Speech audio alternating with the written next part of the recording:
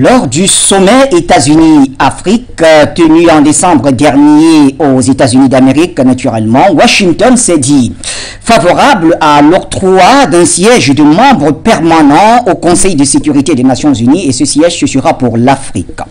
Le même discours est donc repris par l'Allemagne et la France à travers leur ministre des Affaires étrangères en séjour il y a quelques jours en Éthiopie. Eh bien, comprenez-vous cet intérêt du bloc occidental à voir l'Afrique siéger comme membre permanent au Conseil de sécurité de l'ONU? Que gagnent-ils en apportant leur soutien au continent noir? Et pourquoi maintenant? Voici autant de questions qui trouveront réponse dans quelques instants.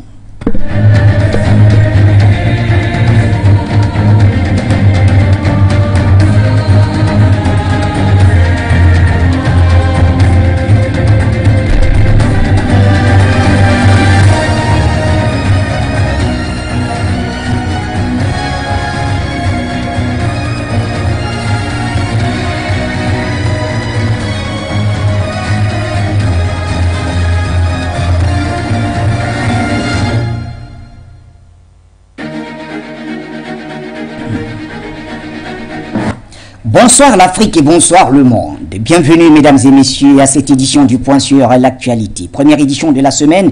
Eh bien, vous l'avez compris, nous parlons d'un sujet crucial. Il y a déjà plusieurs années, plus d'une décennie, nous parlons de la nécessité de réformer le Conseil de sécurité des Nations Unies. Ce message passait un peu comme dans les oreilles de sourds jusqu'à ce que, depuis le mois dernier, Washington, par la voix du président Joe Biden, se dise prête à soutenir ce projet de donner une place comme membre permanent au continent africain. Et donc, alors, quelques semaines plus tard, vous l'avez compris à travers les informations sur les antennes de Foyo Média Africa, les premières ministres des Affaires étrangères de la France et de l'Allemagne ont également tenu le même discours, parlant jusqu'à proposer même 2 sièges de membres permanents pour l'Afrique. Eh bien, on s'interroge pourquoi maintenant, que gagnent ces pays, que gagne le bloc occidental à soutenir un tel projet pour le continent africain. Il faut rappeler quand même que ce n'est pas la première fois. D'autres puissances telles que la Chine ou la Russie avaient abordé plusieurs fois la question, mais cela avait été botté en touche par l'Occident. Eh bien, toutes ces questions vous sont posées. Vous nous appelez à tout moment puisque vous nous suivez sur la 96.3 FM pour ceux qui sont à Douala et ses environs. Notre radio, rappelons-le, est également sur satellite Eutelsat par le même canal. Vous suivez à travers vos petits écrans donc. Et naturellement, Facebook et YouTube vous accompagnent pendant que d'autres ont téléchargé l'application de Foyo Média Africa sur Play Store et tout cela nous honore. Notre consultant permanent est avec nous, Jonathan Batengini. Bonsoir, Joe. Bonsoir, Bachir Mohamed. Un bon début de semaine, hein? Ah, bon début de semaine. Également, semaine, on l'aborde avec le combat, oui. Cet esprit combatif qui nous anime. Tous les panafricanistes, nous leur disons bon début de semaine également. Bonsoir. Bonsoir à tous les techniciens, M. Sombre, M. Signé, M. Chancelin, M. Foucault. Bonsoir à tout le personnel, la direction générale, les forces de l'ordre, de sécurité partout dans le continent qui luttent contre les terroristes, qui assurent la sécurité des populations. Nous demandons la libération inconditionnelle sans délai de notre sœur, Edith Puchéry-Ballet, rendue à plus de 3 mois déjà d'embastillement, le régime du dictateur despote sanguinaire d'Abidjan, M. Alassane Dramane Ouattara.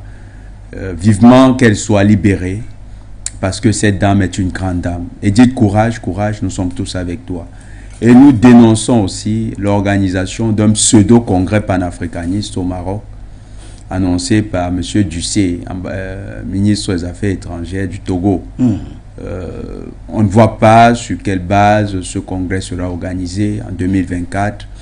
On nous dit que ça sera organisé au niveau du Maroc.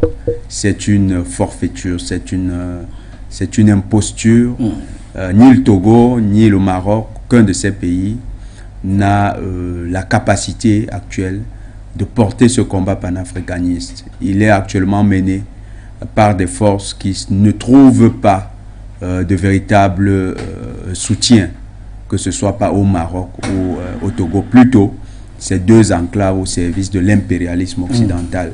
Et nous voyons déjà la main de monsieur le patron de la junte française, qui certainement utilise ces deux pays pour vouloir contrer la montée panafricaniste. En tout cas, il faut bien rappeler que le Togo a joué un très grand rôle dans la médiation avec pas un rôle, la Côte d'Ivoire. C'était le porteur de dossier de la France. Et bon, rien n'est exclu. Hein. Vous savez, vous avez C'était cette capacité à panafricaniser.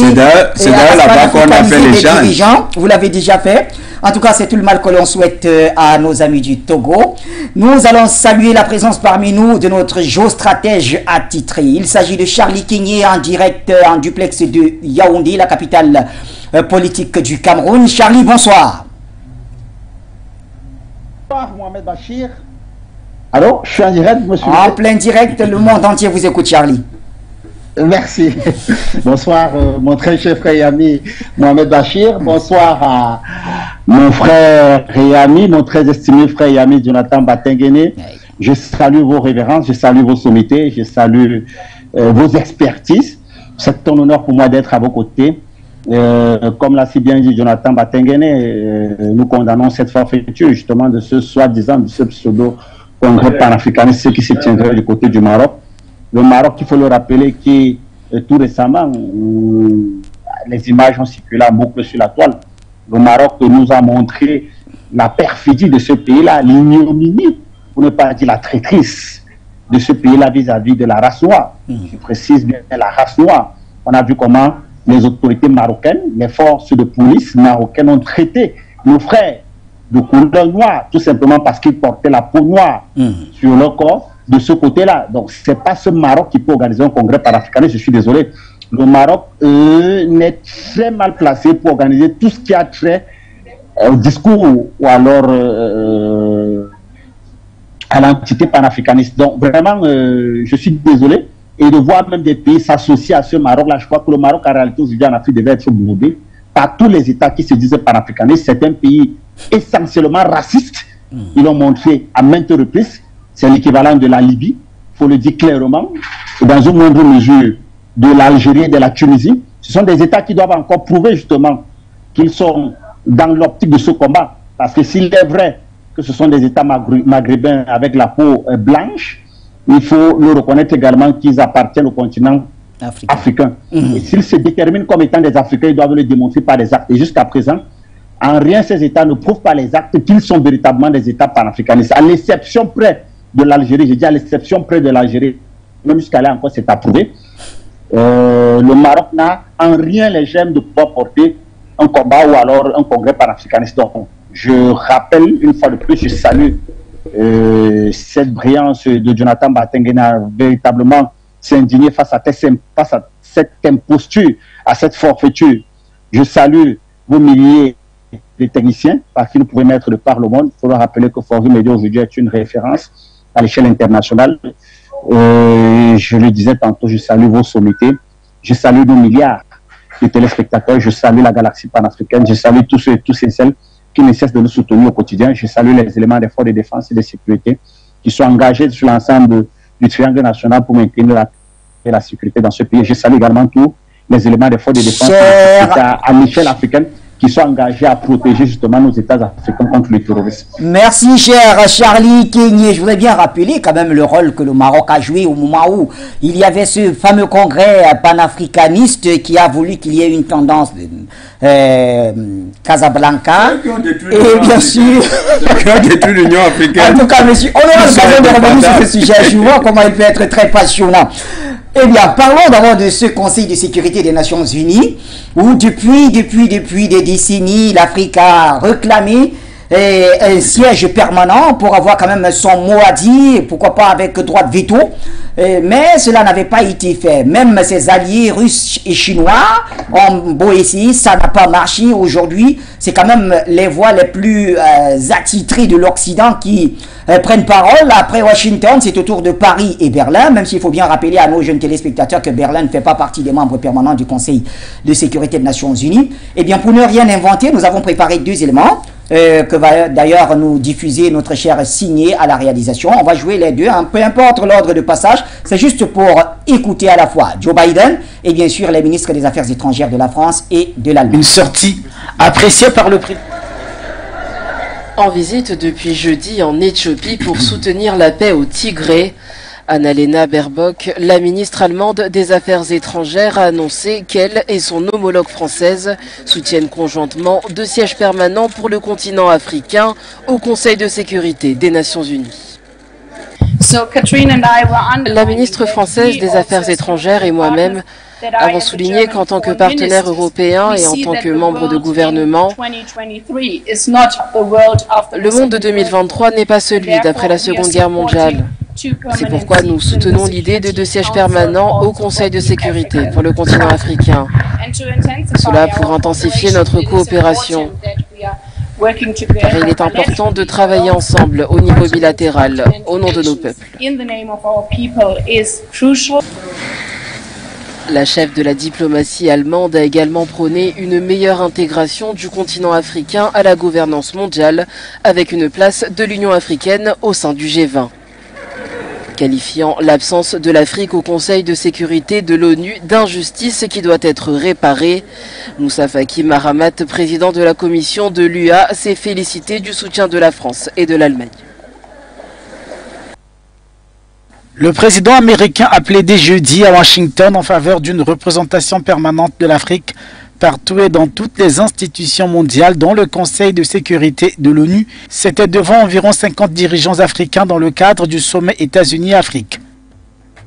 Une sortie appréciée par le président de l'Union africaine. Je voudrais saluer au nom de tous les collègues la décision importante de soutien du président Biden de la participation de l'Afrique comme membre permanent du G20, mais aussi son soutien pour l'intégration du continent comme membre permanent au Conseil de sécurité. Le président américain a annoncé une tournée en Afrique subsaharienne sans en préciser la date. La visite interviendra après donc celle de Barack Obama en 2015 au Kenya et en Éthiopie.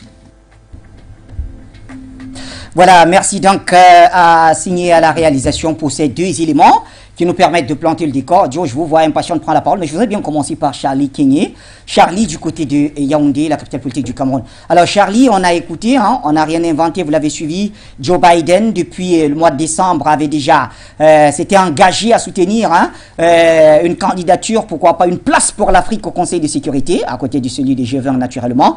Et aujourd'hui, on entend les ministres des Affaires étrangères allemandes et françaises qui se prononcent également en faveur, là encore, de 2 places comme membres permanents. Alors, votre lecture.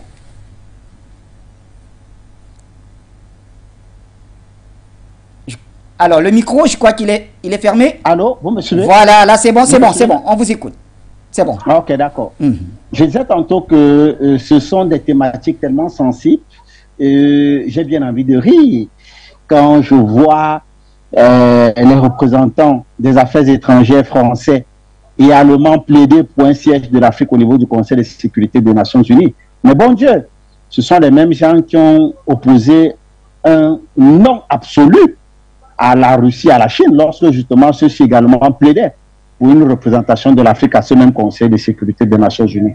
Donc, toute question logique que les Africains devraient se poser, c'est que gagnent ces intérêts, que gagnent ces pays à défendre les intérêts de l'Afrique actuellement, et pourquoi le faire? C'est-à-dire que qu'est-ce qu'ils gagnent à véritablement défendre nos intérêts? Et même si bien ils gagnaient quelque chose, pourquoi le faire maintenant? Pour répondre à cette question, il faudra commencer par définir, par entrer dans l'historique des Nations Unies. Il faut rappeler que les Nations Unies ont été créées en 1945 par les vainqueurs de la Seconde Guerre mondiale, à savoir la France, les États-Unis, l'Angleterre et la Russie. Rappelons que la création de ces Nations Unies qui se sont faites pendant la Deuxième Guerre mondiale, à la limite même, ils ont voulu exclure la Russie de la création de cette institution supra-internationale. Et pourtant, il faut rappeler que les vainqueurs de la Deuxième Guerre mondiale, c'est-à-dire que cela s'est fait grâce au sacrifice de pratiquement 27 millions de Russes. C'est-à-dire qu'il y a 27 millions de Russes qui ont payé le prix de la liberté de l'Europe aujourd'hui. Mais quand on voit comment ces pseudo-vainqueurs de la Seconde Guerre mondiale aujourd'hui traitent la Russie comme un État paria, on a bien envie de se poser la question. Si celui qui vous a libéré, vous le traitez de telle façon, est-ce que c'est nous les Africains pour qui vous n'avez aucun respect, aucune estime, est-ce que c'est nous que vous allez respecter? Mais bon, passons dessus. Rappelons qu'au sorti de la création des Nations Unies après la Seconde Guerre mondiale en 1945, ce que les Nations Unies ou alors les pères fondateurs de cette institution n'avaient pas créé, n'avaient pas pensé, c'était justement la naissance de puissances émergentes, c'est-à-dire que de nouvelles puissances économiques. Parce qu'au départ, au-delà des Nations Unies et de tout le système des Nations Unies, il y avait une volonté, parrainée par les États-Unis, de véritablement imposer leur philosophie, leur hégémonie et même leur idéologie au reste du monde. Cela s'est fait également à travers la création des institutions de Bretton Woods, que vous connaissez tous bien, qui, à travers des mécanismes juridico-financiers, ont imposé une philosophie et imposé une monnaie comme monnaie d'échange à l'échelle internationale. Quand j'ai fini de le dire, je tiens à rappeler que le débat qui engage aujourd'hui la réforme des Nations Unies, ce n'est pas un débat qui est porté par les Africains, c'est un débat qui est porté par le G7. Parce qu'avec la naissance des puissances émergentes, telles que le Japon, telles que l'Allemagne, qui sont des gros contributeurs au système des Nations Unies, ils ne trouvent pas d'un bon oeil que, malgré le fait qu'ils soient de gros contributeurs, certains même au-delà de ce que la France contribue, ils continuent à être des États mis à côté de ce système de décision à l'échelle internationale. Voilà donc comment, depuis bien le G7 est en train de mettre une pression terrible sur les États justement membres du Conseil des Nations Unies. Rappelons que le G7 s'est créé à l'initiative des États comme l'Allemagne et le Japon, qui font partie des 5 plus grandes puissances économiques et qui ne trouvaient pas d'un bon oeil qu'à cette époque-là, qu'ils puissent être détachés de ce système de décision à l'échelle internationale. Alors ils ont décidé de mettre sur pied le G7, c'est-à-dire que le regroupement des 7 grandes puissances économiques, de nature à véritablement également imposer leur façon ou alors leur désiderata au reste du monde. Donc cette réforme des Nations Unies n'est pas une volonté anodine ou alors une volonté de cette puissance occidentale à véritablement donner un siège aux États africains. Non, ils sont en train de répondre à un problème pressant qui est posé en réalité par le G7. Et quand je parle du G7 ici, je parle principalement de 2 puissances. Vous avez la France, pardon, vous avez l'Allemagne, vous avez le Japon et dans une moindre mesure, vous avez le Brésil. C'est pour dire quoi? C'est pour dire qu'en réalité, penser que les Nations Unies soient en train de véritablement défendre les intérêts de l'Afrique, ce serait être naïf. Parce qu'ils sont en train de répondre à un problème qui leur a été posé par une institution qui leur sont frères. Et allons même plus loin dans l'analyse. Rappelons aujourd'hui que les décisions qui sont prises au niveau du Conseil de sécurité à l'échelle internationale, faute parce que les résolutions qui doivent être votées là-bas, vous avez des États qui sont membres du Conseil de sécurité des Nations Unies qui ont ce qu'on appelle le droit de veto. Ça veut dire qu'il est difficile de faire passer une résolution à partir du moment où des États, par exemple, comme la Chine, comme la Russie, ne sont pas d'accord. C'est-à-dire qu'ils imposent leur droit de veto. Or, ce qu'on ne veut pas dire à l'échelle internationale aux Africains et au reste du monde, c'est que depuis les années Brzezinski, c'est-à-dire lorsque Brzezinski était conseiller à la présence d'Obama, Brzezinski était en train de travailler sur un dossier de nature à inverser les statuts du Conseil de sécurité des Nations Unies pour ne plus, pour passer, c'est-à-dire que pour dévier le principe du droit de veto au principe du ratio et du quota. Ça veut dire quoi? Ça veut dire qu'il devrait dorénavant être impossible pour une seule puissance d'imposer son droit de veto au niveau du Conseil de sécurité des Nations Unies. Parce que la réalité aujourd'hui, c'est que quoi? C'est qu'en faisant passer ce principe de quota ou alors de ratio, ça ferait que si, parce que l'objet derrière toute cette réforme-là, c'est évidemment de faire entrer l'Allemagne et le Japon au niveau du Conseil de sécurité des Nations Unies. Et nous savons très bien que l'Allemagne et le Japon sont des États pro-occidentaux. L'Allemagne et le Japon arrivent au Conseil de sécurité des Nations Unies et en instaurant justement ce principe-là, parce que je vous dis que c'est ça la finalité, c'est-à-dire que faire passer le droit qui impose, ou alors le principe du droit de veto, au principe du ratio ou alors du quota. Cela veut dire quoi? Cela veut dire que dorénavant, ne sera plus facile ou ne sera plus possible pour un État comme la Chine ou alors comme la Russie d'imposer son droit de veto à une quelconque résolution du Conseil de sécurité des Nations Unies. Cela va se faire par vote, un peu comme on le voit au niveau de l'Assemblée générale des Nations Unies. Or, avec l'Allemagne arrivée à ce Conseil de sécurité des Nations Unies, avec le Japon arrivé à ce Conseil de sécurité des Nations Unies, qui sont des États pro-occidentaux, on passera du ratio ou alors du quota de 3/2, parce qu'il faut rappeler que lorsque les États-Unis veulent faire passer une résolution, ils peuvent être sur du soutien de la France ou encore du soutien de l'Angleterre. Contrairement à la Chine ou à la Russie qui généralement impose un droit de veto. Or, en faisant passer donc ce principe du droit de veto au principe de ratio ou bien de quota, avec l'arrivée de l'Allemagne et bien du Japon, on passera du quota ou alors du ratio de 3/2 à 5/2. Donc, pour masquer donc cette volonté de véritablement faire entrer des puissances pro-occidentales à ce Conseil de sécurité, on fait semblant, ou alors on masque le jeu en faisant semblant de faire comprendre à l'échelle internationale qu'on voudrait bien que l'Afrique puisse avoir un siège, voire même 2 sièges au Conseil de sécurité des Nations Unies. Non, c'est de la pure distraction. Et c'est la pure distraction pourquoi? Parce que si véritablement l'Afrique voudrait, ou alors l'Afrique devrait avoir un siège au niveau du Conseil de sécurité des Nations Unies, 2 questions les Africains devraient se poser. La première, lequel des États devra parler au nom de l'Afrique au niveau du Conseil de sécurité des Nations Unies? Et je peux vous rassurer, parce que dans les schémas qui sont préparés de ce côté-là, il y a 2 États qui sont en liste pour justement parler au niveau du Conseil de sécurité des Nations Unies. Le premier, c'est le Nigeria, le deuxième, c'est l'Afrique du Sud. Mais nous, en tant qu'Africains, ces États ne nous rassurent rien de leur velléité, de leur hégémonie ou alors de leur volonté de véritablement poursuivre et entrer dans cette dynamique panafricaine. Quand on voit comment le Nigeria entre des mains, qui est placé comme étant la première économie d'Afrique, mais qui est mise à mal par une nébuleuse terroriste telle que Boko Haram, ou même l'armée camerounaise parvient sur le terrain à faire mieux que l'armée nigérienne, on a bien envie de se poser la question, est-ce que véritablement c'est ce Nigeria qui peut porter les velléités panafricanistes et indépendantistes, souverainistes des États africains au niveau du Conseil de sécurité des Nations Unies? Quand on voit comment l'Afrique du Sud, dont la présidence aujourd'hui est figurative, parce que le président sud-africain aujourd'hui, c'est un président qui est figuratif. Le président sud-africain ne commande en rien l'État sud-africain. L'État sud-africain aujourd'hui est contrôlé par les Blancs. C'est d'ailleurs l'une des raisons pour lesquelles Winnie Mandela n'a pas pu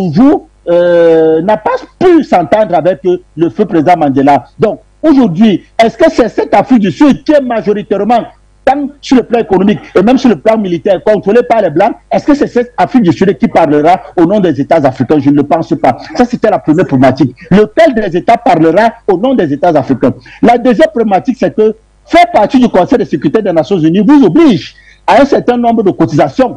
Est-ce que les États africains aujourd'hui sont à même de pouvoir justifier ou alors de pouvoir respecter les engagements vis-à-vis de leur appartenance au Conseil de sécurité des Nations Unies, quand on sait très bien que l'institution mère de l'Afrique, à savoir l'Union africaine, est financée à plus de 50% par l'Union européenne? N'est-ce pas justement un moyen facile pour l'Afrique de continuer, et pour les Occidentaux, de continuer à imposer leur hégémonie sur le territoire africain? Parce que, disons-le clairement, si l'Afrique décide d'aller là-bas, lequel des États africains, ou alors lesquels des États africains, ou alors est-ce l'Union européenne qui justement permettra ou alors facilitera les contributions de l'Union africaine au niveau de ces institutions-là? Non, c'est de la pure distraction. En réalité, l'Afrique n'a pas besoin. Les défis actuels ne nous demandent pas, ne nous imposent pas, ne nous obligent pas un siège au Conseil de sécurité des Nations Unies. Les défis africains nous imposent à continuer à poursuivre la restructuration, à poursuivre la transition politique qui est en train de se faire au niveau des États africains, principalement dans la région ouest africaine, telle que le Mali, tel que le Burkina Faso, tel que le Niger. Il faut d'abord que les États africains arrivent à se constituer avant d'aller se définir au niveau des Nations Unies. Nous n'avons pas de monnaie. Nous sommes incapables de définir de notre système de santé. Nous ne définissons pas notre système éducatif.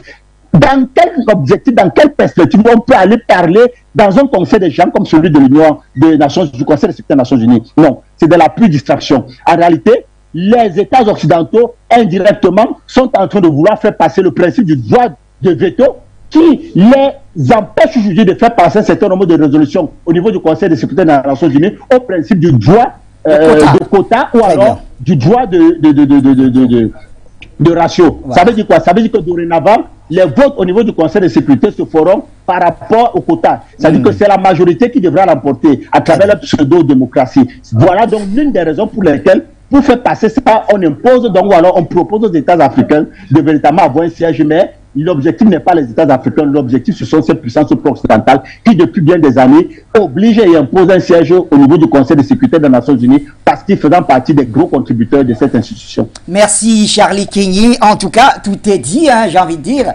Jonathan Matengeli, parce que je vous ai vu, vous avez hoché la tête comme pour dire, vous êtes d'accord avec ce que Charlie a dit du début jusqu'à la fin. C'est-à-dire que si l'Occident aujourd'hui soutient la présence permanente de l'Afrique au Conseil de sécurité, certainement, ce n'est pas pour les intérêts des Africains. Quand vous voyez que c'est le père Ndesimo qui le dit toujours, oui. Quand vous voyez votre bandit crier au voleur, commencez à comprendre qu'il s'agit d'une arnaque. Et c'est un nouveau piège qu'il vous tend. Certainement, il veut vous éloigner de votre maison pour commettre son forfait. Je vois le schéma. Donc, on est dans les dispositifs de l'Occident qui veut jouer aujourd'hui à la démocratie. Mais prenons le timing. La question de membre permanent de l'Afrique au Conseil de sécurité se pose depuis le début des années 2000. Tout à fait. En 2014, 2015, on disait on va réformer le système des Nations Unies. C'était même pas à l'ordre du jour. L'Afrique avait ses problèmes. On dit votre affaire là, c'est pas à l'ordre du jour. 2017, 2018, c'est pas à l'ordre du jour. En 2022, comme par illumination, c'est devenu une priorité. Colonna et Baber viennent voir Mohamed Faki. Ils disent que vraiment l'Afrique doit avoir le Joe Biden dit que l'Union africaine va entrer au G20. C'est amusant. Et qu'il pèsera de son poids pour que l'Afrique ait sa place. Joe Biden ne va pas peser, on sait que c'est juste de la poudre à perlimpinpin pour les Africains. Mais il faut rentrer dans l'histoire. Et mon frère Kenya a bien fait de reprendre l'histoire de l'ONU. Mais allons un peu plus loin. Comment s'est constitué le Japon? Le Japon s'est constitué parce que autant les économies capitalistes, principalement, se retrouvaient en Europe occidentale et aux États-Unis. À la fin du 19e siècle, c'est-à-dire à partir de 1861, et même d'ailleurs au milieu, les pays asiatiques comme le Japon, pays comme la Chine, qui avaient des empires, et les pays comme la Russie, qui sont à la lisière de l'Asie et de l'Europe, même l'Empire ottoman, vont subir ce qu'on appelle une colonisation économique. C'est dit que c'est un peu ce que nous décrions ici. Vous avez le grand capital qui est détenu par les Occidentaux, les banques principales qui sont détenues par les Occidentaux, et ces banques principales, à cette époque-là, tenaient l'essentiel de l'aristocratie dans ces pays. Et contrôlaient donc ces pays-là. Et est né en Russie un mouvement paysan qu'on appelle le Soviet. Le Soviet, pendant qu'il se développait, il y avait aussi des petits révolutionnaires, mais c'était vraiment des petits groupes qui étaient informels et violents en Chine. Le Soviet naît comme une réponse de la paysannerie contre cette oligarchie mondiale qui est en construction, capitaliste. Et au Japon, puisque le Japon était un peu préservé, les capitalistes vont utiliser le Japon pour neutraliser,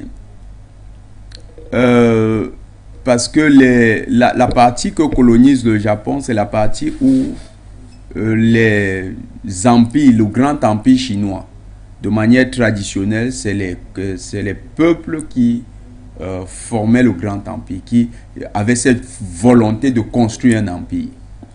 Et ils avaient cette tradition. Donc, les Japonais vont être utilisés par ces capitalistes pour neutraliser cette partie.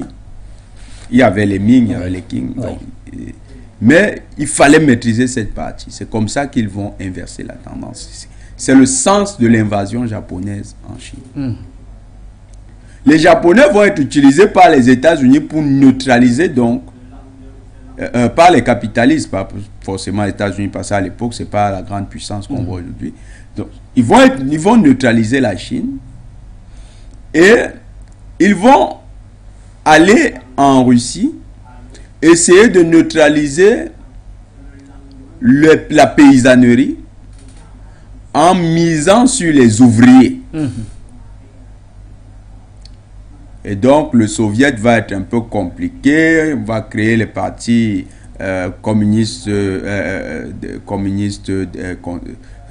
constitutionnalistes démocrates, on crée des partis, des petits trucs là-bas, puis les ouvriers, ceux qui seront les bolcheviks, les ouvriers social-démocrates. Donc on crée des petits trucs, on se dit bon, on va les contrôler. Et vous savez, derrière tout ça, il y a la main des banquiers états-uniens. Mais ils ne sont même pas états-uniens, à la base ils sont allemands. Ils sont allemands, puis anglais, les Rothschild. Ils mettent de l'argent dans tous ces mouvements. Et c'est ces mouvements qui font les révolutions. Sauf que pour eux, la révolution ne doit pas toucher leurs intérêts. C'est-à-dire que ça doit garantir l'éclosion du capital. Je prends cet élément pourquoi. Aux États-Unis, au XXe siècle, il y a un homme, John D. Rockefeller, un brigand, au sens strict du terme. Un monsieur, on vous dit qu'il est homme d'affaires. Aujourd'hui, on a polissé l'image de l'homme. Les gens se disent que Rockefeller, c'est un non-saint. Oui. Non, mais l'homme, c'était un homme qui, si vous faites dans le pétrole... Non, lui, il était dans le pétrole. Oui. Si vous faites dans le pétrole, Bachir, vous faites mieux du pétrole. C'est comme actuellement, vous avez votre télévision. Il voit que l'émission, si le point sur l'actualité marche bien, il demande à quelqu'un de venir nous commettre un attentat. On jette une bombe là et nous mourrons. Lui, son émission continue. C'est comme ça qu'il s'imposait. Il tuait ses concurrents. Un criminel de la sorte, on l'a érigé en homme d'affaires. Et il n'était pas le seul. Vanderbilt, dans le domaine de l'acier, faisait pareil. Jean-Pierre Morgan, dans le domaine de la banque, faisait pareil. Carnegie faisait pareil dans le domaine de l'acier également. Alors lui, il était même terrible. Il allait là-bas massacrer les Indiens. Je veux bien voir le lien avec l'Afrique. Alors, pour polisser leur image, certains de ces gens ont fait des donations importantes aux politiques. L'une des donations, et c'est là où nous disons, nous sommes en train de... C'est pourquoi j'ai pris cet élément. C'est le siège des Nations Unies. Une donation de Rockefeller. Oui. Un brigand, un criminel. Il donne le siège. Il dit, c'est ici qu'on vous allez faire la réunion mondiale là qu'on a décidé. Pourquoi? Parce qu'en fait, le projet du capital, des capitalistes, quand je dis le capital, c'est conceptuel, mais les capitalistes, c'était de contrôler l'oligarchie à la tête des États. Alors, Woodrow Wilson, qui a porté l'idée, qui lui avait été soufflée, avait dit il faut pour le nouvel ordre, l'ordre états-unien bien sûr, pour le nouvel ordre, il faut une organisation mondiale. Et Rockefeller avait déjà donné, a acheté le siège, dit prenez, ça sera à New York. Woodrow Wilson décide avec au traité de Versailles, ils adoptent la création de la SDN, qui devient les Nations Unies en 1945. Les Nations Unies vont être organisées comme suit. Les 3 vainqueurs vont avoir le droit de veto, dont ils seront admis membres permanents. Ils vont élargir à 2 autres pays, parce qu'il faut à tout prix mettre la Russie en minorité. La lecture de mon frère Kenny est tout à fait juste. Alors, pour mettre la Russie en minorité, ils pensent à la Chine et à la France. C'est paradoxal, non, quand je dis la Chine. Pourquoi? Parce que la Chine dont on parle, c'est la Chine reconnue, la République de Chine, qui est dirigée par Chiang Kai-shek, pas par Mao Tse-tung. Et cette Chine-là, c'est l'île de Taïwan, aujourd'hui que tout le monde connaît. La Chine de Chiang Kai-shek va perdre sa place au Conseil de sécurité, d'ailleurs aux Nations Unies. Elle va, parce qu'elle veut faire un chantage. Il y a eu la reconnaissance du principe d'une seule Chine qui a été partagée. Et puis, à un niveau, les pays vont reconnaître donc que c'est simplement la Chine doit être toute réunifiée autour de la République populaire de Chine. Donc en 1970, il décide de faire un chantage, Chiang Kai-shek se retire, et c'est comme ça que Mao hérite du conseil de cette place permanente. Alors, les États-Unis qui se disaient que cette Chine-là était maîtrisable, se rendent donc compte que la Chine de Mao devient un des gros soutiens, et a toujours d'ailleurs été un des gros alliés, de la Russie. Mais ça ne s'est pas toujours fait comme ça. Hein. En 70, il y a eu beaucoup de compromis. Parce que quand Deng Xiaoping, quand Mao meurt, Deng Xiaoping arrive, il crée ce qu'on appelle l'économie socialiste de marché, qui était un partenariat ouvert avec les États-Unis. C'était un deal. Et c'est d'ailleurs ce qui a fait la balance pour affaiblir l'Union soviétique. Et c'est pourquoi l'Union soviétique arrive un peu affaiblie en 90, en 89, face au bloc de l'Ouest. Alors, dans tout ça, je ne vois pas l'Afrique. Non. L'Afrique ne compte pas. Oui. N'allons pas croire que l'Afrique compte dans leurs calculs. Et pourtant, aujourd'hui, l'Afrique semble compter, très cher Batenguini, puisque tous ces grands plaident pour que cette Afrique ait son mot à dire dans le concert des grands, quand même. Non, l'enjeu, c'est la Russie. Souvenons-nous. La Chine, la République populaire de Chine, qui était favorable, qui avait été soutenue par l'URSS, n'a pas été admise comme membre permanent du Conseil de sécurité. C'était Taïwan, qui était en fait un territoire états-unien, qui était le membre permanent. Ça voulait dire quoi? Les États-Unis avaient l'Angleterre, la France, Taïwan, et puis son propre vote. Et en face, il y avait maintenant la Russie qui pouvait être mise en minorité par 4 pays. Mais c'est parce que l'un commet la bêtise que les autres récupèrent. Et puis, ils avaient misé, ils croyaient que la Russie, la Chine allait totalement se libéraliser. Eh bien, des nouveaux dirigeants sont arrivés et des hommes comme Xi Jinping ont une vision plutôt fondamentaliste de la Chine. Donc, ils sont profondément communistes. Ils vont revenir aux bases et ils vont se rallier aux Russes. Ça rechange l'équilibre. Ils constatent donc au niveau du Conseil de sécurité, il n'y a plus que la Russie seule. Il y a maintenant, depuis la fin des années 90, il y a la Russie et la Chine. Ça gêne. Aujourd'hui, donc, dans le cadre, et c'est pourquoi l'analyse de Charlie était très pertinente, dans le cas de réinverser cette tendance, ils misent sur les mêmes calculs en Afrique. Non, ils ne vont pas prendre l'Afrique du Sud et le Nigeria. Ils ont un calcul. Il faut un pays d'Afrique du Nord et un pays d'Afrique subsaharienne. Au sud du Sahara, ça ne se discute plus. Le Nigeria est devenu la première puissance, mais avec une croissance artificielle. Allez voir le Nigeria, dont on présente aujourd'hui comme étant la première économie mondiale africaine. Allez voir. Les disparités sont impressionnantes. Le dernier rapport sur les inégalités, le Nigeria occupe carrément les têtes de peloton en Afrique. C'est une croissance paradoxale, le Nigeria. C'est un peu comme la Côte d'Ivoire. On vous dit Côte d'Ivoire, mais allez voir. Vous allez voir que c'est une croissance paradoxale. Vous revenez donc avec le deuxième pays. Le deuxième pays, c'est l'Égypte. Pourquoi le Nigeria et l'Égypte? L'armée nigériane, et Charlie a bien fait de le dire, c'est une passoire. C'est un partenaire dans la lutte contre on va aller vers le terrorisme pour donner un peu et la de lutte temps contre... à nos téléspectateurs. Je vous écoute. On va laisser. On a déjà ça pour nos Donc, gens. La lutte contre le Nigeria, c'est un allié des États-Unis.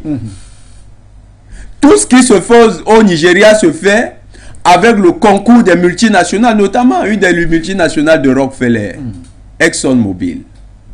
Vous savez qu'il en a plusieurs. Tout le marché du pétrole, il faut qu'on le dise. N'entendez pas les noms, on vous dit qu'il y a ExxonMobil, il y a Shell. Shell, c'est Rockefeller. ExxonMobil, c'est Rockefeller. Shell, c'est comment on les appelle? Les Hollandais. Mais Shell, c'est Rockefeller. ExxonMobil, c'est Rockefeller. Et plusieurs autres sociétés, comme vous voyez, des multinationales, même Total, Rockefeller actionnaire, avec un gros pourcentage à Total. Rockefeller est le patron du pétrole dans le monde. Donc, ils vont contrôler le Nigeria. Deuxième pays qu'ils vont contrôler, parce qu'il y a chez eux ce qui est le principe qu'ils appellent la colonisation économique. Quand ils vous colonisent économiquement, et c'est pourquoi la Russie fait peur, Parce qu'en Russie, ils n'ont pas eu la possibilité d'assurer cette colonisation économique. Donc, de l'autre côté, il y a l'Égypte. Qu'est-ce que l'Égypte? Depuis la mort de Sadat et de Nasser, l'Égypte, ce n'est plus qu'une enclave états-unienne sur l'Afrique du Nord. En Égypte, c'est l'armée qui gouverne. Et l'armée égyptienne, c'est 4 milliards de dollars annuels. Financé par les États-Unis. Des deux états-uniennes. Oui. Oui. Et qu'on doit ramener ces deux-là. Mais, on n'aura pas une réforme à 2 membres simplement. À ces 2 seront ajoutés 2 autres. Et Charlie l'a dit. Le Japon et l'Allemagne. Maintenant, faisons un ratio. On aura un 7 contre 2.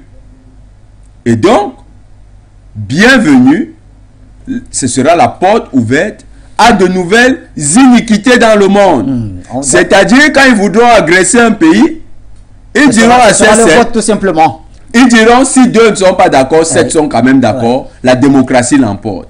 Très bien. Donc, ils seront même prêts à changer les règles. Vous verrez qu'au Conseil de sécurité, en dehors du droit de veto, ils diront que le droit de veto perd sa pertinence lorsque la majorité des membres, la majorité absolue des membres, a décidé d'une option pour l'humanité. Ce sera une manière de mettre la voix de la Russie et de la Chine en minorité.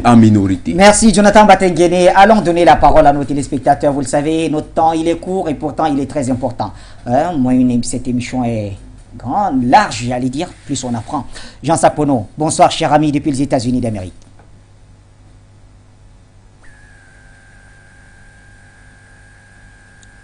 Jean, vous me recevez? Entendez aussi? Oui, 5 sur 5. Ok, j'ai dit bien, oui, le temps est court, effectivement. Et les enseignants n'ont pas assez de temps pour pouvoir effectivement dérouler toute leur feuille de route. Néanmoins, le peu qu'ils disent sera capté par les oreilles qui entendent. Tout le monde ne serait pas dans le même bateau comme nous. Merci, je vous salue et je salue les techniciens et vos invités, Jonathan et Charlie. Bachi, vous me donnez 1 minute. C'est aujourd'hui, 16 janvier, et ça fait 46 ans que Bob Denard, avec la France a financé Bob Denard et ses mercenaires qui ont débarqué sur la ville de Cotonou, en République du Bénin, et pour faire le coup d'État au général Mathieu Kérékou, et qui faisait la révolution, mais ils ont lamentablement échoué. Le peuple béninois s'est mobilisé contre les impérialistes et soutenu, bien sûr, le peuple béninois est soutenu par le nord ou bien la Corée du Nord. Vous voyez maintenant, Corée du Nord en ce temps. Et aujourd'hui, où se trouve le Bénin? Où se trouve le Bénin aujourd'hui? Ces valets locaux sont revenus encore d'une autre manière pour toujours dominer ce pays. Alors, vigilance, réveillons-nous. Réveillons-nous, coupons le cordon totalement avec l'Occident. Justement. Et c'est ça, le sujet dont nous discutons aujourd'hui. Charlie a bien étayé. Et aussi, Jonathan est en train d'expliquer encore en détail le plan de l'Occident. Bah, si on n'était pas là, quand ils ont fait l'organisation ONU, leur système, on n'était pas là. On n'était pas là. Pourquoi maintenant ils nous invitent? Pourquoi? Mais il faudrait que les Africains prennent conscience. C'est ce que Mugabe disait. Il refusait, il faudrait que l'Union africaine soit autonome. Et il faisait tout, jusqu'à même donner des têtes de bœuf pour financer l'Union africaine. Mais, ces vautours africains, hein, ce n'est pas leur faute aussi, parce qu'on leur marche sur le cerveau tout le temps, ils ne peuvent que défendre l'Occident. Mais aujourd'hui, nous allons tourner cette page. Que Moussa Faki sache que, bah si ce n'est pas mon verbe, mais je peux, vous m'excusez, je vais le dire, ces 2 prostituées qui sont venues rencontrer l'Union africaine. Pourquoi je dis prostituées? Parce qu'elles sont donneurs de vie en principe, mais regardez ces gars, c'est le coup. Elles sont dans le coup pour encore manipuler les Africains. C'est pourquoi je les appelle des prostituées. Je ne vais pas laisser passer ces mots. Jean Sapono, vous savez que je ne vais pas laisser passer ces mots. Je sais que c'est pas. Voilà, je sais que c'est pas dans votre langage, mais bon, on va retirer ça. Je vous en prie. Mais je ne peux pas dans ce sens. Je peux pas dans le sens que les gens comprennent que c'est pas dans le sens que ils ont l'habitude d'utiliser ce mot que j'utilise parce que je n'ai pas d'autres mots pour le dire. Parce que ce n'est pas bon ce qu'elles font.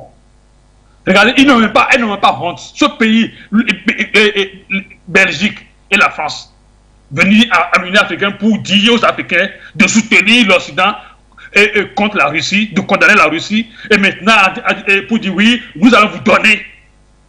Donner à qui? Moussa ou bien l'Afrique? Moussa c'est un simple secrétaire. Donner à l'Union africaine des sièges. Où? Bachir, nous devons pas. Et qu'ils entendent par ces médias et par les choses là, les relais, que les Africains ne sont plus dans ce sac. Le sac est brisé. Et la lumière divine doit éclairer l'Africain. Leurs complots doivent être exposés et démasqués, échoués. C'est eux qui donnent. Ils nous donnent des sièges à l'ONU. Pour faire quoi? C'est ça que nous allons manger en Afrique. C'est ça qui va faire que nous allons cultiver nos terres en Afrique pour nous suivre. Pour survivre. Ils n'ont qu'à aller. Ils ont des comptes à nous rendre. Parce que je le dis très bien, ils ont des comptes à nous rendre. L'Occident a des comptes à rendre à l'Afrique tôt ou tard. Merci Jean. Là. Merci. Allez, ciao. Voilà, on me fait savoir qu'ils sont nombreux ces appelants au bout du fil. Eh bien, on va prendre essentiellement les appels et on verra si le temps permettra de donner, pourquoi pas, 30 secondes à Charlie et à Jonathan. Alors, Galoceli, bonsoir cher ami. Oui, bonsoir Monsieur Ladan, bonsoir à tous les téléspectateurs de For You et à vos invités. Merci bien. Monsieur Ladan, je le dis toujours, le monde a été organisé pour mettre l'Africain au pied de l'échelle. Donc, que ce soit la Russie et tout, je dis jusqu'à l'heure actuelle, c'est comme ça qu'ils ont fonctionné. Je suis africain et par rapport à ce sujet, je vais parler en tant qu'Africain.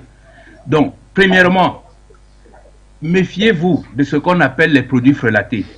Je vais expliquer ça pour nous, les Camerounais vont mieux comprendre. Si vous prenez un mauvais whisky, vous mettez tous les meilleures écorces d'Afrique dedans, ça n'en fera pas un bon whisky.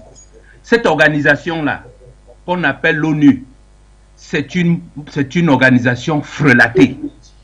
Nous n'avons rien à voir là-bas. Le seul pays qui a posé la question de manière correcte, c'est le Mali. Le ministre des Affaires étrangères avait dit à l'ONU qu'il faut réorganiser cette institution. Alors, il ne s'agit pas d'admettre des gens. Quand je parlais de frelatis, c'est quoi? Ils ont créé cette organisation sur la base des vainqueurs de la guerre. Quel pays africain a été classé parmi les vainqueurs de cette guerre? Qu'est-ce qu'on a à aller faire là-bas dedans? Il faut un critère clair pour la création de cette organisation.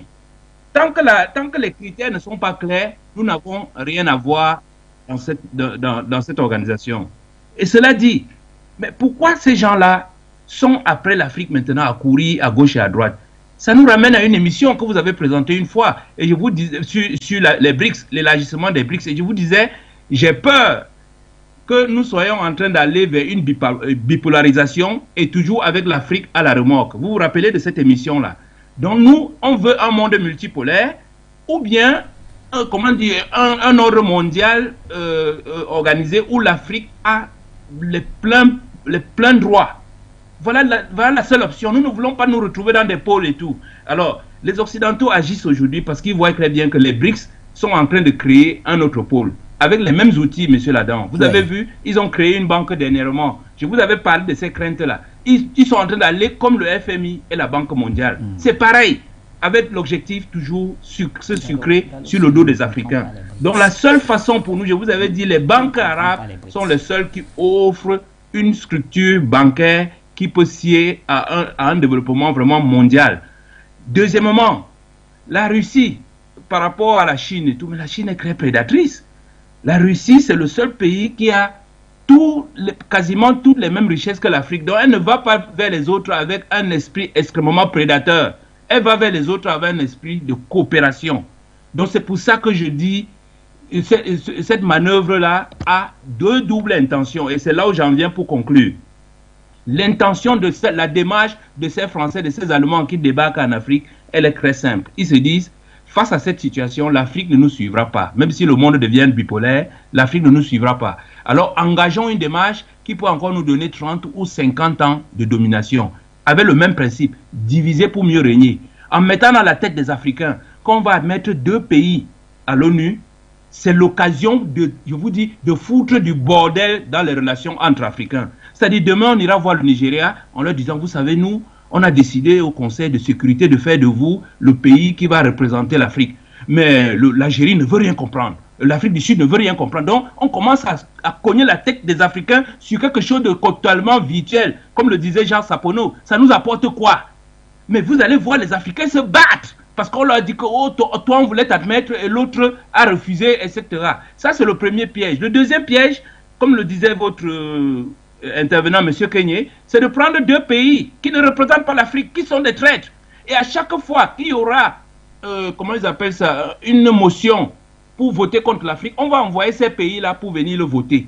Et on va se retrouver avec les mêmes cracasseries que l'ONU est en train de commettre depuis Haïti jusqu'au Congo en tuant des milliers de Noirs. À la CPI, à l'ONU, les soldats de casque bleu, ils sont où? Ils ne sont qu'en Afrique.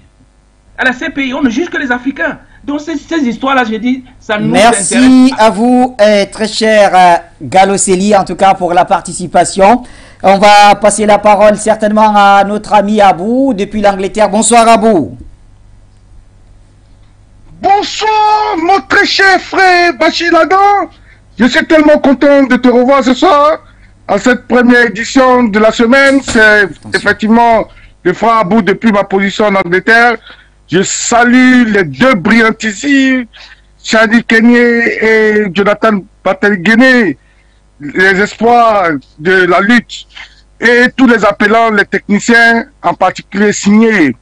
Une fois que j'ai dit cela, Bachir, vous savez, en ce qui concerne la problématique d'aujourd'hui, et je confirme, Bachir, vous êtes le meilleur journaliste du monde.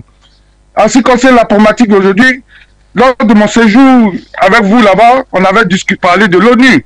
Et dans ma thèse, j'ai dit que il faut comprendre la psychologie de l'ONU. Il faut aller à la psychologie, à la genèse, pour comprendre à quoi sert l'ONU. En fait, c'est un engin qui sert seulement à paupériser l'Afrique. Donc, on n'a rien de bénéfique qui peut sortir de l'ONU pour... En tout cas, dont l'Afrique pourrait profiter pour son développement. Parce qu'elle a été créée dans la psychologie seulement de garantir que les matières premières sortent de l'Afrique pour aller nourrir l'industrie des impérialistes de l'Occident, en particulier les États-Unis. Donc, une fois qu'on a dit cela, ça veut dire que cette ONU-là, qu'on nous fasse miroiter maintenant 2 places. Maintenant, elle sera toujours la même escroquerie depuis le début, à la jeunesse, à sa création, jusqu'à aujourd'hui. C'est une grosse escroquerie dont on n'a pas besoin d'être dans cette ONU-là. Mais en l'occurrence, qu'est-ce que nous devons faire? Nous devons maintenant créer, comme ce que je proposais dans ma thèse là-bas, un 2e pôle parallèle, c'est-à-dire 2e ONU avec la Russie à la tête, et tous ces pays-là, non alliés, qui ont commencé à se séparer, qui ont fait la rupture avec la France, tous ces pays-là qui sont en train de se libérer politiquement, parce que ce que les Africains doivent comprendre, la politique, c'est aussi la triste appréciation de la réalité du moment. Donc, dans un court terme, parce que on fait dans tout ce qu'on fait sur cette terre, il y a la dualité. Ça dit que il y a le court terme et le long terme. Il y a toujours ça. Donc, c'est toujours la dualité. Donc, dans le court terme, la solution de l'Afrique, c'est quoi? C'est ce que je suis en train de proposer là.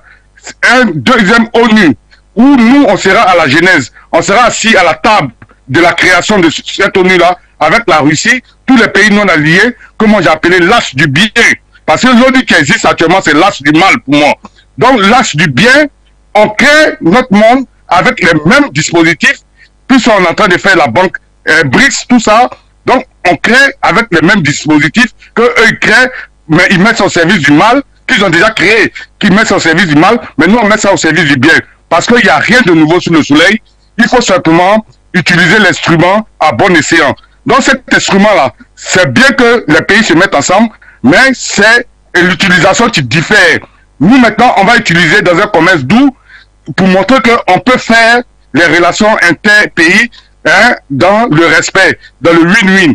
Donc, c'est ce qu'on doit créer, un deuxième ONU où nous, on aura notre mot à dire, mais pas cette ONU escroquerie qui ne va jamais rien nous apporter hier, aujourd'hui et demain. C'était M. Abou, depuis l'Angleterre. Bye bye from now. Bye bye bye. Merci, cher Abou, depuis l'Angleterre. Alors, plus que 4 minutes, hein, je vois. Et on va refermer l'édition. En appelant au bout du fil, me semble-t-il.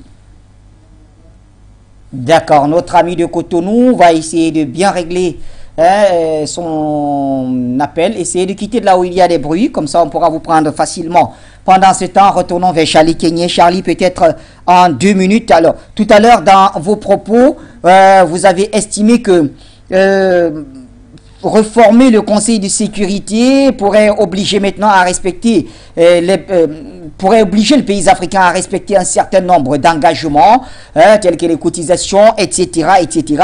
Et ce qui serait, selon vous, très difficile pour les Africains à respecter, naturellement, tous ces engagements. Alors, dans ce cas, que faut-il faire? Est-ce qu'il faut tout simplement dissoudre les Nations Unies, repenser à une autre organisation internationale, telle que le proposait d'ailleurs la plupart de nos appelants tout à l'heure?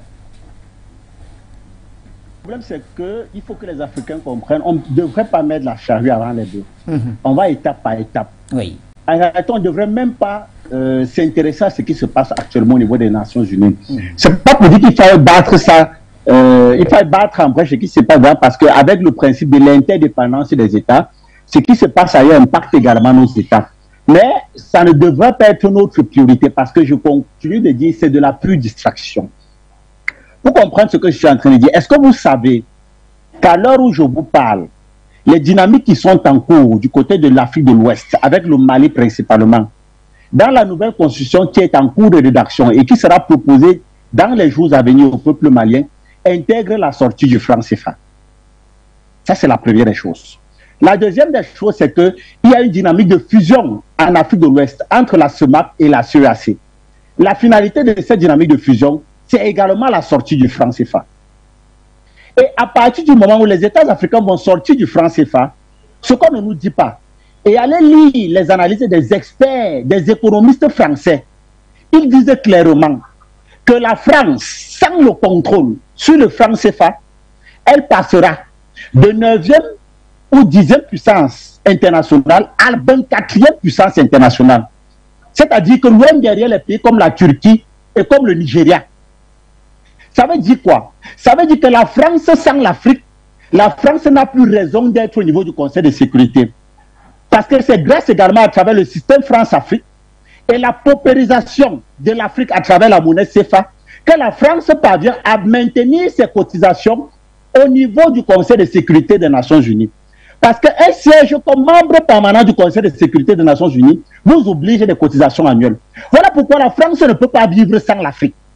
Ça veut dire que détacher la France de l'Afrique, détacher la France de ce contrôle, de ce système de contrôle des monnaies africaines, des économies africaines, la France ne peut plus siéger au niveau du Conseil de sécurité des Nations Unies parce qu'elle n'aura pas les moyens de justement payer sa participation annuelle.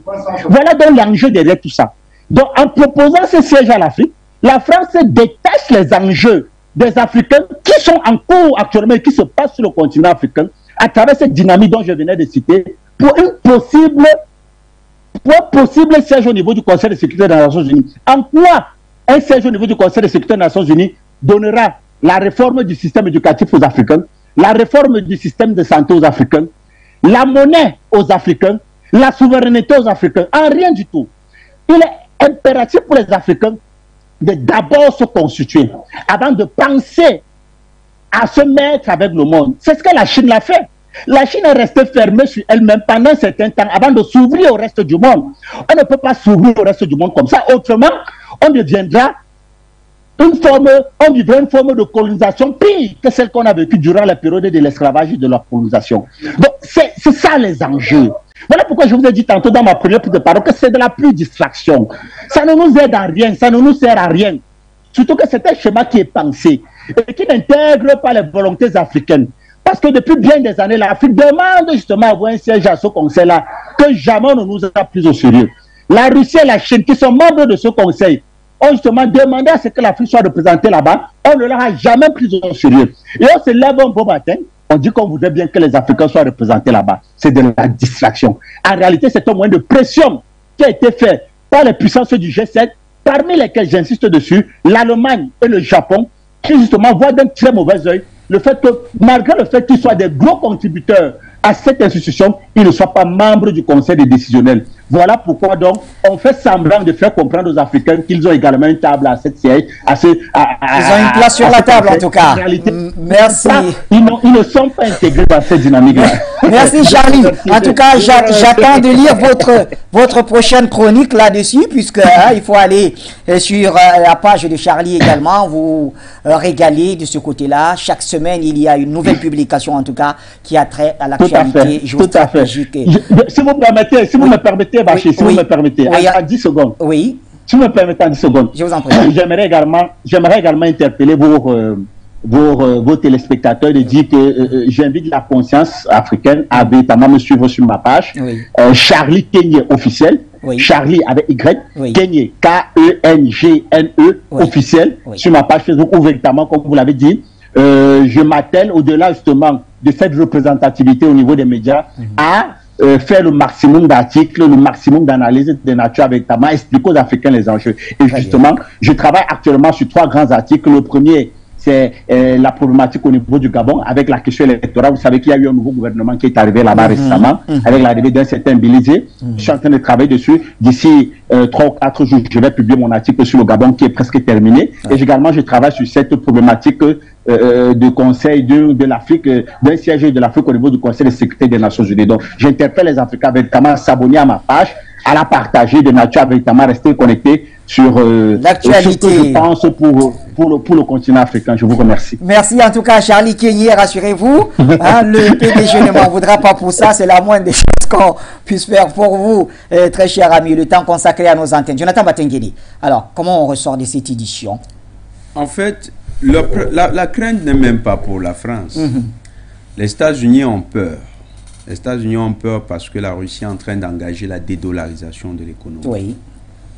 Et ne perdons pas de vue, c'est les gros capitalistes qui tiennent tous ces pays-là. Japon, tout ça, c'est juste des labels.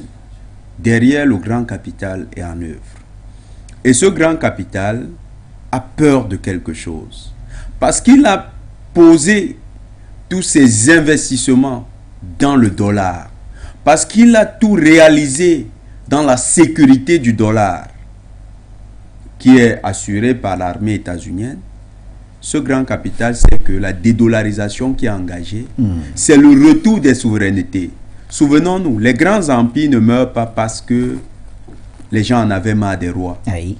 C'est simplement parce que les mondialistes s'étaient rendus compte que les couronnes gênaient leurs affaires. Ils ont décidé d'éliminer les grandes couronnes d'Europe et d'Asie. Ces mondialistes, aujourd'hui, pensent que les souverainetés nationales les empêchent de réaliser leurs objectifs. Pour cela, il faut démembrer les souverainetés nationales. Or, le grand défenseur, le pays chantre des souverainetés, c'est la Russie. Et cette Russie-là s'est constituée depuis Lénine. C'est pourquoi cette Russie fait peur à ces gens. Ils veulent détruire cette Russie. Parce qu'ils se disent, si le modèle russe de la conversion des échanges internationaux à partir de l'étalon or revient à la mode, ou revient dans le système international, commercial international, eh bien, les États vont s'enrichir. Allez voir, le FMI nous disait privatiser. Pourquoi privatiser? Parce qu'il fallait que l'État se désengage. Oui. Or, dès que les États vont se réengager, c'est fini. L'hégémonie de ces grands capitalistes va diminuer. Et c'est ça que ces gens craignent. C'est eux qui sont à la manœuvre. C'est eux qui activent toutes ces poches au niveau des États-Unis, de la France, de l'Angleterre, de l'Allemagne, du Japon. Il faut que les États africains, que les Africains, les panafricanistes comprennent l'urgence de préserver nos souverainetés nationales. préserver nos souverainetés nationales, c'est très important. Alors pour ceux qui aiment bien suivre Jonathan Batengene, Joe est plus actif sur Twitter. Donc vous allez de ce côté-là chercher tout simplement Jonathan Batengene sur Twitter. Et là encore, vous aurez l'occasion d'approfondir, pourquoi pas, les échanges sur nos différentes thématiques. Chaque jour, il a un nouveau tweet, Joe, de ce côté-là, chaque jour, mais vraiment.